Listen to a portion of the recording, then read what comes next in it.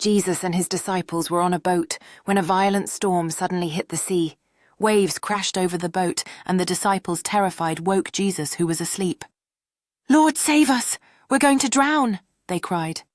Jesus got up, looked at the storm and said, "Peace, be still." Instantly the wind died down, and the sea became calm. The disciples were amazed and asked, "Who is this man that even the winds and the sea obey him?"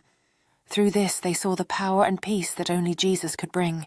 As the tumult subsided, the boat began to glide smoothly over the calm waters, sunlight piercing through the clouds, casting a warm glow on the astonished faces of the disciples.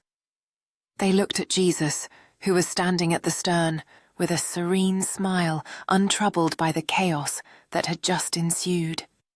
The disciples whispered among themselves, filled with awe and respect, realizing they were in the presence of someone extraordinary, someone who held power over nature itself. Later, in a quiet village, a wedding celebration was underway, filled with laughter and joy. However, the hosts faced a dilemma. Wine had run out, and the mood began to shift. Mary, noticing the distress, approached Jesus with worry in her eyes. "They have no more wine," she said, prompting Jesus to consider the situation. He knew it was time to reveal his miraculous abilities. With a commanding presence, Jesus turned to the servants and instructed them to fill the stone jars with water. The disciples watched closely, eager yet uncertain about what would happen next.